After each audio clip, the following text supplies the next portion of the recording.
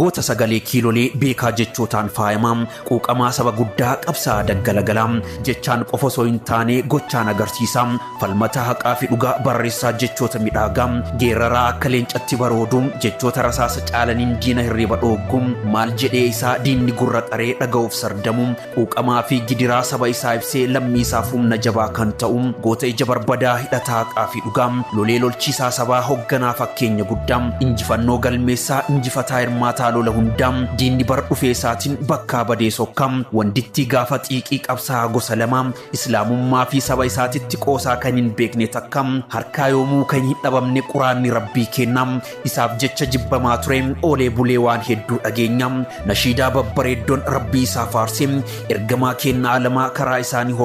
hordofsiisee taate torbaaniif ji'a nashiidaan gurra nu buuse taate waggaa walitti qabee seenaa fi dhalootaaf dabarsee gocha diinaa saaxilee sagalee dhabaaf sagalee ta'e biyya keessa qofa osoo hin taane addunyaaf lallabaa ta'e anaa lammii koo jedhee imimmaan isaa harcaase rakkoo saba isaa qaamaan dhaqee qooddate hubataa hunda argaa qabsaa ifa galaa jechoota isaaf ta'uun maaliyoon jedheen tola goota sodaa takka hin qabne jireenya isaaf hin yaaddofne gidirfamuun saba kootii hin ta'u jedhee kanaaf qabsoo dhugaaf daggala kan gale anattiin tolu gammadee jiraachuun hanga bilisummaa saba kootii ijaan hamma argutti osoo hin qusatin lubbuu koo wareegee qabsaa ofiin qabaa rakkoof dhiphoo argee jechuun seenaa isaa fuuldura kan bareechee Ustaaz Kamaal Heebboo yookaan Jaal Kamaal Heebboo goota jechaan osoo hin taane gochaan agarsiisa yoomuu seenaan kee faarfamaa jiraata rabbiin nama jannataa isaa taasisu dhugaa kee lafa hin gatin kan si nyaate osoo hin nyaattamin hinaafin isaan jennam